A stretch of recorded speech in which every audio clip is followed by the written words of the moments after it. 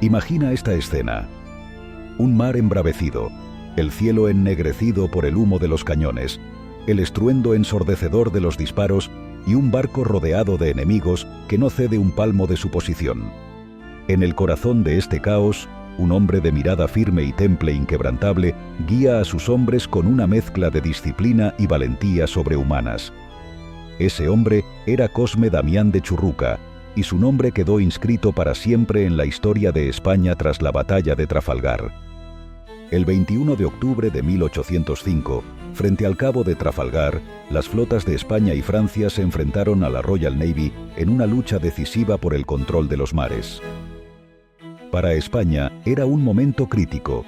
Su alianza con Napoleón la había llevado a una guerra que muchos oficiales, incluido Churruca, sabían que sería desastrosa. Pero incluso en medio de la adversidad, Churruca personificó el honor, el deber y el sacrificio, convirtiéndose en un símbolo de resistencia. Churruca nació el 27 de septiembre de 1761 en Mutriku, un pequeño y pintoresco pueblo costero en el País Vasco. Desde joven, mostró un intelecto prodigioso y una pasión innata por el mar, lo que le llevó a ingresar en la Real Compañía de Guardias Marinas de Cádiz.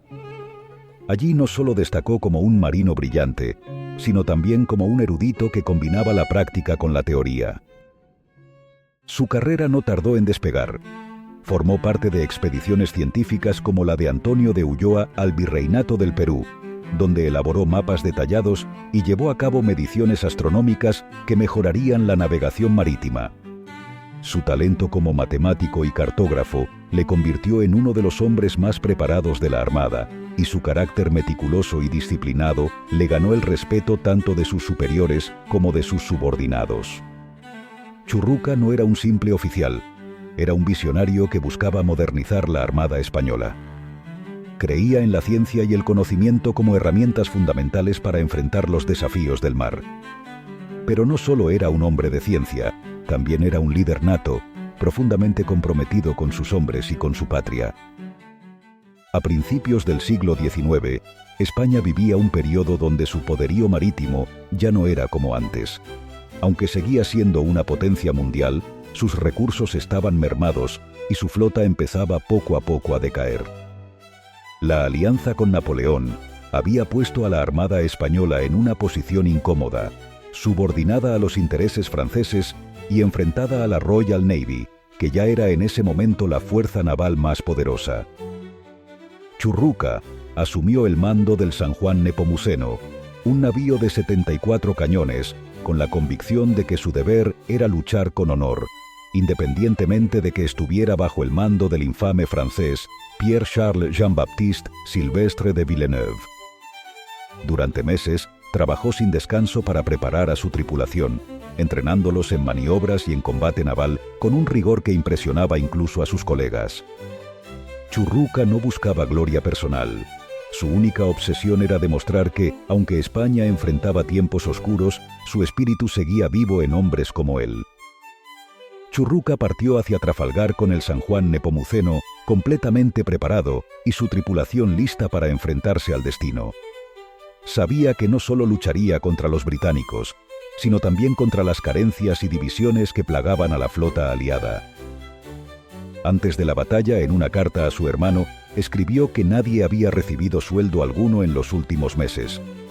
Pero en su mente no había espacio para la rendición ni para el miedo. Había nacido para liderar, y Trafalgar sería su gran prueba. El 21 de octubre de 1805, la flota combinada de España y Francia, formada por 33 barcos, se enfrentaba a la Royal Navy británica, con 27 navíos bajo el mando de Horatio Nelson. Aunque los aliados eran superiores en número, las diferencias en preparación y coordinación estaban en ese momento a otro nivel por culpa de la dejadez de los últimos años. El San Juan Nepomuceno, comandado por Cosme Damián de Churruca, formaba parte de la línea de batalla española. Desde el puente de mando, Churruca observaba con calma el despliegue enemigo. Nelson había dividido su flota en dos columnas que atacarían de forma perpendicular a la línea aliada, rompiendo su formación. Esta maniobra, conocida como la táctica del corte de la línea, era arriesgada pero letal si se ejecutaba con precisión. El San Juan Nepomuceno, situado en la retaguardia, sería uno de los primeros en enfrentarse al embate británico. Cuando los cañones comenzaron a rugir, el mar se convirtió en un caos de astillas, sangre y humo. Churruca, impasible, dirigía cada movimiento de su tripulación con la precisión de un relojero. A pesar de la superioridad británica, el San Juan Nepomuceno se defendió con ferocidad, infligiendo serios daños a los navíos enemigos. Pero el coraje no siempre basta contra la abrumadora realidad. El navío español fue rodeado por hasta 4 barcos británicos que lo sometieron a un implacable bombardeo. En medio del combate, un disparo de cañón atravesó la cubierta del San Juan Nepomuceno y alcanzó a Churruca, destrozándole la pierna izquierda. Gravemente herido, se negó a abandonar su puesto. Reclinado sobre un improvisado lecho, continuó dictando órdenes a su tripulación con una calma que rayaba en lo sobrenatural. A cada intento de sus hombres por izar la bandera blanca, respondía con firmeza: «Mientras yo viva, este barco no se rendirá». La batalla avanzaba, y las bajas se acumulaban en la tripulación española.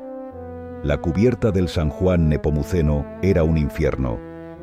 Pero la resistencia de Churruca y sus hombres se convirtió en una leyenda. Uno a uno, los cañones españoles fueron silenciados, pero no sin antes dejar una marca indeleble en los británicos.